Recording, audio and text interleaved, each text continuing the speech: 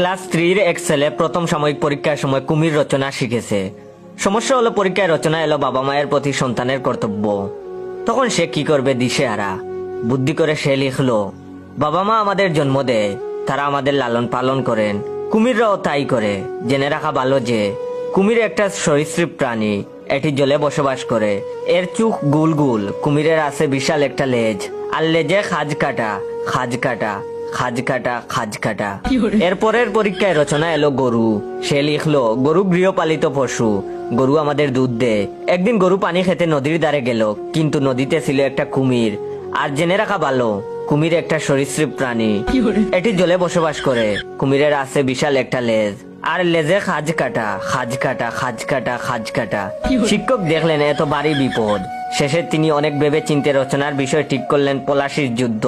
শিক্ষক মনে মনে ভাবলেন, লেখ বেটা, এইবার দেখি কি করে তুই কুমিরের রচনা লিখিস।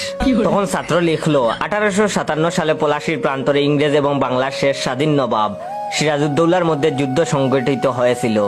এই যুদ্ধে নবাব সিরাজউদ্দৌলা তার সেনাপতি মির্জাফরের উপর ভরসা করলেন, কিন্তু তিনি তখনও জানতে পারলেন না যে তিনি খাল কেটে কুমির এনেছিলেন।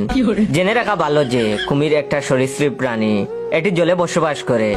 এর চোখ গোল গোল, কুমিরের আছে বিশাল একটা লেজ।